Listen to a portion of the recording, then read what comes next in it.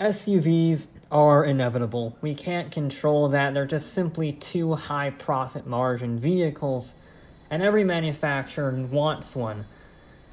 So we're stuck with them as auto enthusiasts. However, when Weeny said they were building one, and they're most known for the tiny, compact Issi, it caught my attention.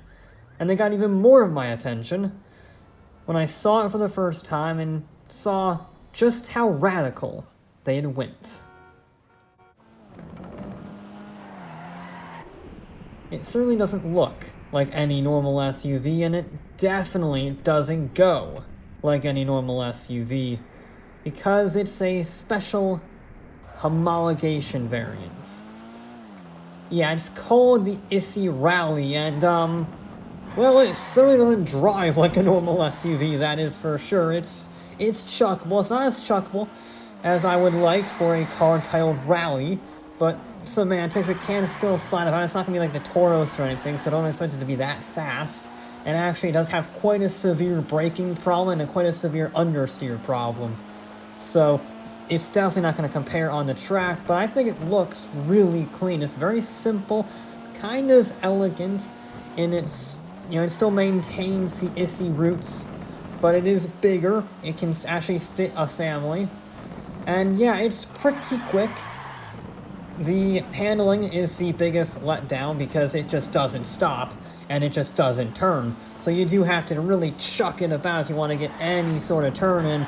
And even then, sometimes you go off into the grass and that's not ideal. It's got issues. It's got issues to say much. But I do like it. I do like how it looks. It's got a super aggressive, but also kind of subtle spoiler. You'll miss it the first time. Once you see it, you can't not see it. It's very obvious. It's sort of stuck on there, and I kind of like that objective nature of it. And it goes for the rest of the vehicle, too. It hasn't lost its Issi stylings. It's still... Oh. There's the understeer problem. So, it's a very flawed vehicle, make no mistake. I wouldn't exactly call it perfect, and as usual, it's way overpriced for the quality that you're getting. But I can't hate it. I cannot hate this vehicle regardless of how much I want to. I just find it charming, and I find it a welcome breath of fresh air, but in order to properly understand why it exists, we have to dive into that rally badge, and why it's there.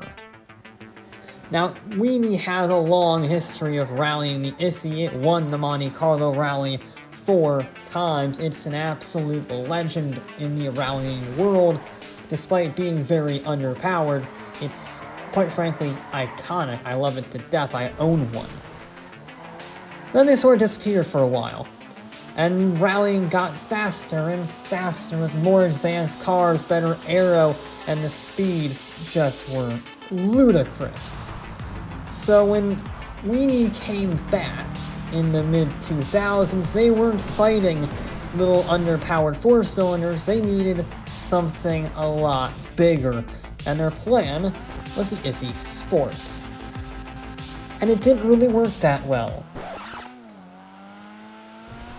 They didn't need a production car for this, so it was just a rally car first and foremost, and while yeah, it had its moments, and I think it looked great with that super aggressive wing, looking great doesn't win you any rallies, so they got more radical with the Issi Rally.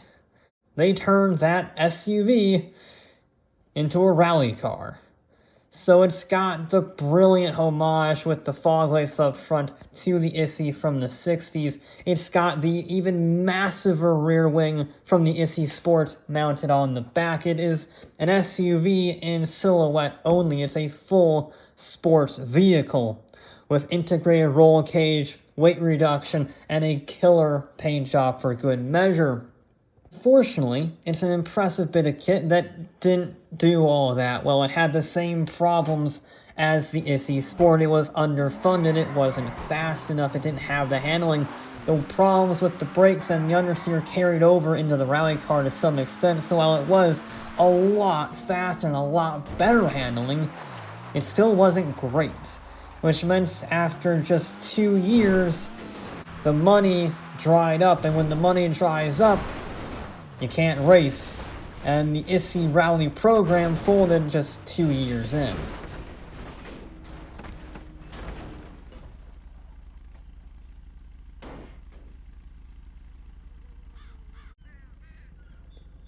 Yes, the Issi rally program restart was a colossal failure of multiple different vehicles for the same underlying reasons. They just simply didn't learn their lessons.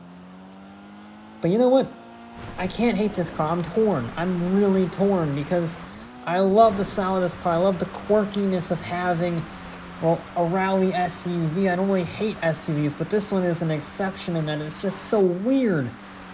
But I just can't support it because of, well, that. It just doesn't stop. It just doesn't turn.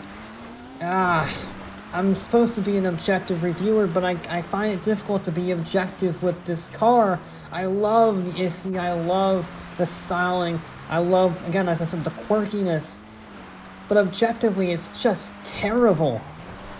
Yeah, I will say this much. It is much more chuckable on the dirt than it is at the airfield, but it's not good. It gets too much understeer, and that makes it difficult to enjoy the sliding because you're so worried about just running wide into a wall. And I can't recommend it. I can't. It pains me to say it because I love the Issi as a vehicle. Its history is legendary. But in this car, they just missed the mark. If they have bigger tires, bigger brakes, this would be such a better vehicle. And I'll have to say saying very different things about it, but as it is, it's flawed. It's fun, but it's flawed. And I think that sums up the entire program quite well. A flawed idea with a good heart in mind. I love failures or something romantic about someone trying something ambitious and not quite hitting the mark. And this car is definitely that. It has potential, it has that charisma, that British spirit behind it, but there's nothing else behind it. It's a very flawed vehicle that you want to root for, but you know you shouldn't. So you don't.